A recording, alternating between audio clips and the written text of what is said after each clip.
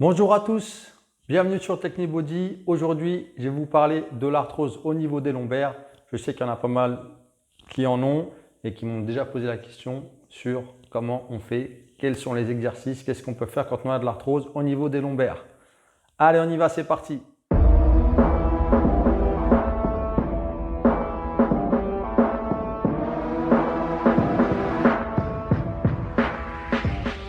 Alors avant de commencer la vidéo, n'hésitez pas à vous abonner à la chaîne, me laisser un petit like même si ça n'a pas commencé, mais au moins vous pourrez le laisser sinon au pire à la fin et vous pourrez me laisser vos commentaires à la fin s'il y aura des questions. Donc on va recommencer par l'arthrose. L'arthrose c'est quoi? Je le redis, je l'ai déjà dit dans d'autres vidéos, c'est la dégénérescence du cartilage. Quand votre cartilage s'use, ça peut provoquer des douleurs. Mais normalement non, parce que le cartilage n'est pas innervé. Qui dit pas de nerf dedans, ça ne peut pas générer de douleur. Maintenant, qu'est-ce qui va se passer? C'est en gros, c'est tous les tissus qui sont autour, la capsule, les ligaments, tout ce qui est autour de l'arthrose, qui va avoir tendance à s'enraidir. Et ça, quand c'est raide, dès que tu vas chercher à bouger, à mobiliser, ça va tirer, ça va déclencher des douleurs. Donc, quand tu as de l'arthrose, qu'il faut, première chose, que ce soit arthrose lombaire, cervicale, peu importe l'articulation, là on parle des lombaires, c'est qu'il faut récupérer la mobilité. La mobilité, c'est-à-dire qu'il faut récupérer l'inclinaison droite-gauche, la flexion-extension et les rotations au niveau des lombaires. Donc déjà, si tu as du mal sur ces mouvements-là, essaie déjà de récupérer l'inclinaison droite-gauche, devant, derrière, flexion-extension et les rotations. Maintenant, ce qui va se passer quand tu as de l'arthrose, bien sûr, il faut faire un bilan. Donc moi, ce que je te conseille, c'est d'aller voir quelqu'un, un professionnel de santé, kiné, ostéo, médecin, bref, quelqu'un en qui tu as confiance pour qu'il puisse t'ausculter, faire un bon examen clinique et te donner les exercices à suivre par rapport à ta pathologie. Maintenant, si tu n'as pas le temps, moi je vais te donner quelques billes, quelques exercices que tu vas pouvoir faire. Donc, on va commencer par l'étirement du psoas. Le psoas, c'est un muscle qui part, tient ça sur les vertèbres lombaires et qui finit au niveau du petit trochanter, qui permet la flexion de la hanche. Très souvent, dans les problèmes de dos, que ce soit arthrose, hernie discale, mais aujourd'hui on va parler de l'arthrose, on peut le retrouver contracté, voire des fois faible. Donc ce que tu vas pouvoir faire, c'est étirer ton psoas pendant, on va dire, 1 minute et répéter ça 3 à 4 fois. Donc ce qu'il faut, quand tu étires ton psoas, c'est bien verrouiller ton bassin en rétroversion et avancer jusqu'à ce que ça tire devant ici. Ensuite, ce que tu vas pouvoir faire, c'est récupérer de l'inclinaison en étirant ton carré des lombes. Le carré des lombes, c'est un petit muscle. Alors, je ne sais pas s'il est gros, petit. Il est assez volumineux, mine de rien. Qui s'insère ici, là, jusqu'à la 12e côte que tu ne vois pas. Mais tu l'imagines, elle est comme ça. Ça s'insère jusque là et c'est une bande verticale ici. Et ça, pour les tirer, debout ou assis. Mais c'est mieux debout, je trouve. Tu te mets comme ça et tu as juste à t'incliner en fait. Ça va tirer de ce côté-là, en général. Donc le but c'est de récupérer l'inclinaison au maximum. Plus tu vas pousser le bras vers ma gauche, plus ça va tirer ici. Et pareil, tu maintiens 1 minute et tu fais ça 3 à 4 fois. Bien sûr, tu fais ça des deux côtés. Alors ce qui peut arriver, c'est quand tu étires ton carré des lombes, des fois, c'est que quand tu fais ce mouvement-là, au lieu de te tirer ici, pas où ça doit tirer, tu vas avoir mal de l'autre côté. Donc si c'est ton cas et quand je fais ça, ça me tire ici. Commence les premières séances par étirer que ce côté-là.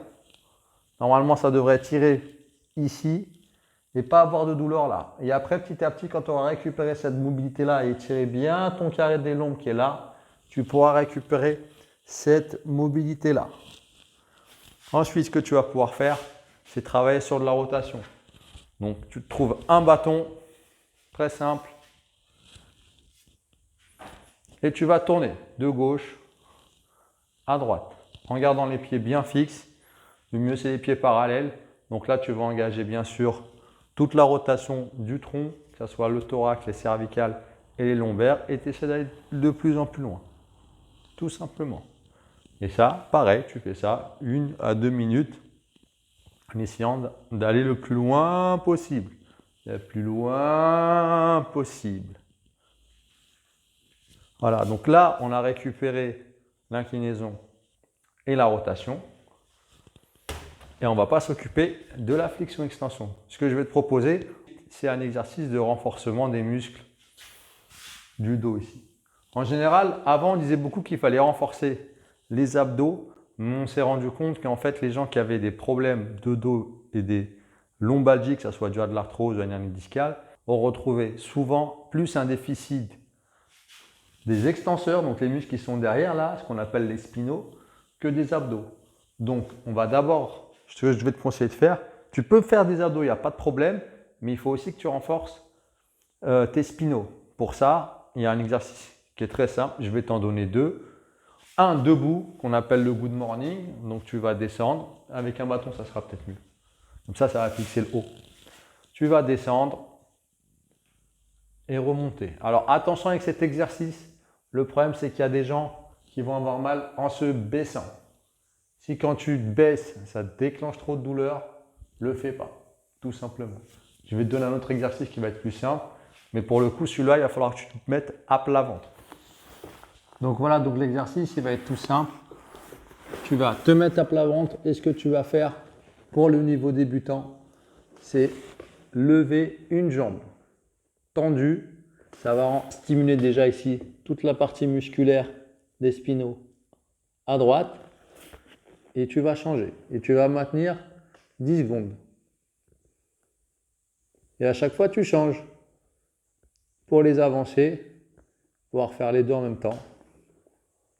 Et pour les plus avancés, on va pouvoir faire les jambes et les bras. Waouh, c'est magique, hein? Voilà, tout simplement. Donc après, au niveau des répétitions, commence par 3 séries de 10. Moi, j'aime bien commencer par ça. Il vaut mieux que tu commences toujours petit et tu verras le lendemain de la première séance, est-ce que tu as plus mal? Si tu as plus mal, alors soit ça peut être des courbatures qui commencent à arriver, donc il faudra faire attention. Mais si tu as une douleur qui est exacerbée, c'est-à-dire que ce que tu as fait à la base, c'était déjà beaucoup trop. Donc en général, avec 3 x 10, en général, tu n'as pas trop de douleur, mais si tu vas un peu trop vite, un peu trop fort, tu risques de te blesser, voire d'aggraver les douleurs. Donc, il vaut mieux commencer petit avec 3 séries de 10 répétitions et petit à petit, tu augmentes. Donc après, la séance d'après, tu essaieras de faire 4 séries de 10, 5 séries de 10, etc. Ou sinon, tu fais 3 séries de 20, 3 séries de 25, tu augmentes comme ça. J'espère que ça vous a plu. Donc, si vous avez des questions, n'hésitez pas à me laisser dans les commentaires. N'oubliez pas de vous abonner pour recevoir les prochaines vidéos. Et puis comme ça, moi, YouTube me fera peut-être remonter tout là-haut. On verra. Et mettez-moi un petit pouce bleu. Ça me fera toujours plaisir et ça me poussera à continuer à faire mes vidéos. Et je vous dis à la prochaine. Allez, ciao! One shot, that's all you got. Take it right now, before you get lost, yeah. One shot, that's all you got. Write your own story, you control the plot, yeah. One shot, that's all you got. Could drop dead now of a fucking blood clot, yeah. One shot, give it all you got, and never back down, no, I'm never gonna stop, yeah.